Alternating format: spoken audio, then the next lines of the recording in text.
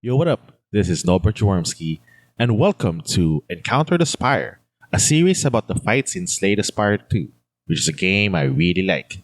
This episode, I'll be talking about the elite encounters in Act 1, Overgrowth. I'll talk about their aesthetics and fight design. Please note that these opinions are heavily based just on vibes and my experience playing this game, so feel free to give your takes in the comment section. Now, without further ado, let's begin with Berdonis, everybody's first. I love how with all the freaks and monsters SDS2 has, your inaugural elite fight is straight up just a big bird in a big world. Now, it's not a big thing if they made it more alien or strange, but there's something commentable about something so unpretentious. Now, I think this giant green chicken is the best way to introduce the idea of elites in Slay the Spire 2. This applies to both newcomers and veterans. For the former, it's a sample of the difficulty spike this type of encounter offers, together with the vastly greater rewards. For the latter, it's a window of the changes they made from the first game.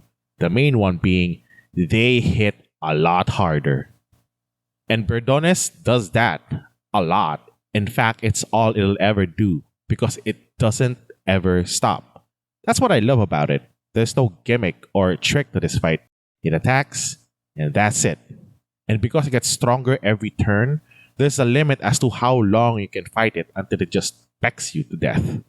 I'm a big fan of Berdonis because it is all about the basics, blocking and attacking. It simply asks, can you do both? Will you full block and not attack? Will you go all in and take the hit? Where between these two do you feel is the best place for you and your deck?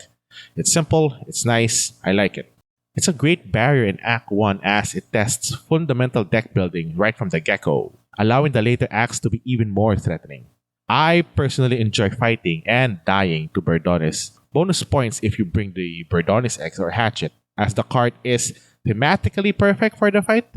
Early decks are usually okay with this, as many, including yours truly, kinda just smork it anyway with a bunch of attacks we pick. And there's nothing much else to say, and I guess that's the point. Simple fight, simple solution. Overall, I give it a finger licking good out of 10. Next up, we have Frog Parasite, the Trailer Elite. This gooey, tentacly creature is quite an interesting experience first time fighting it, but then becomes slightly frustrating during succeeding attempts. A status-giving elite is not surprising, but I did not expect it to be this troubling. First off, it's gross. Slay the Spire 2 really upped the ickiness on some of its designs, and this just takes the cake.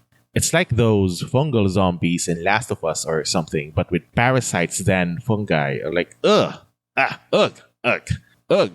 Just reading the script gives me the creeps already. Ugh. Anyway, the fight comes in two phases. The first phase has the frog parasite alternate between attacking and give you infection. These absolutely disgusting looking cards that Mega Quit should really give a phobia toggle for, and I think they will, but till then these wriggling cards will continue to creep me out. I mean, look at them. Ugh. Or don't. Ugh. Now you need to beat it before it puts too many infection cards, as they can only be exhausted by other card effects. And when you do, then there's phase 2, and then it's even more annoying. Now you need to either have a really good area of effect attack, or you can one-shot one of these 4 Wormy Freaks. And that is on top of having to deal with the still increasing infections, because why not, right? Now for veterans, this is like the dark poison type evolution of the triple sentries fight. At least during that fight, the dazed exhaust. But these maggot-sprinkled statuses stay with you, turning every step into a mini horror movie as you hope against hope that you don't draw 5 of them in a turn.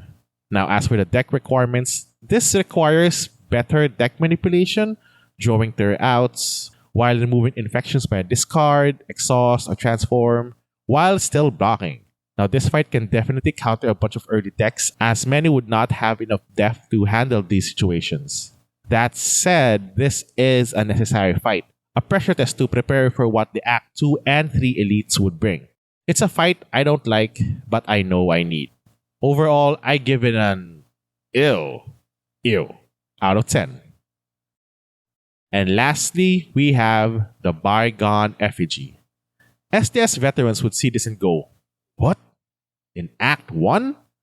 while newbies would go, oh, cool, it's kind of doing nothing right now, followed by, wait, how much damage? It's definitely the one that STS unks like me would react to. Now, whether that's a good or bad reaction, though, it depends. Now, I think Doctor Who's angels have done irreparable damage to the statue community. There is nothing more terrifying than something that is not supposed to move. But don't worry, right? This thing's old, cracked, worn by time. Compared to the monsters in the Spire, it's just a sculpture. It's a thing made. Just don't blink, right? Just don't blink. Now, previous game enjoyers will point out that this fight is kind of a reference to the giant head. The behavior is similar. It'll do a bunch of nothing, or at least nothing big. Then after a countdown, it will just bashing its head at yours.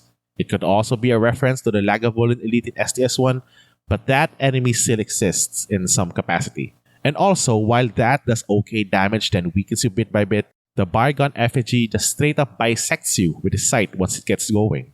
Now, this fight is all about going hard and fast. Dealing over 20 damage per turn is not a joke. So during those 2 free turns, piling a bajillion damage or setting up your powers are top priority. This also makes having a bad opening hand so punishing and could just straight up lose you the fight if you don't take the time planning your turns way in advance.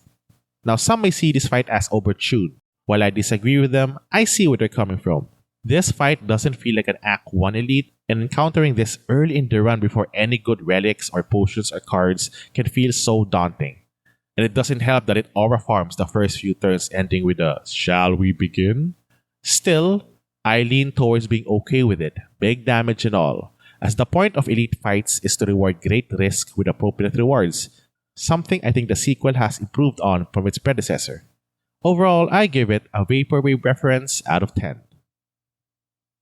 In conclusion, I like the Act 1 Overgrowth elites. They're designed to give you a run for your money while being solvable with proper deck building. They also help enhance the whole civilization forgotten by time vibe, which I really enjoy, and as we explore more acts and biomes, we see that Slay the Spire 2 is really locking in on its aesthetics. So yeah, fights are fun, fights are hard, fights are worth pushing your luck. Now go out there and get your ass kicked by them as well. Thank you all for watching, and please do the YouTube things if you can. It helps a bunch. Till next time, bye B!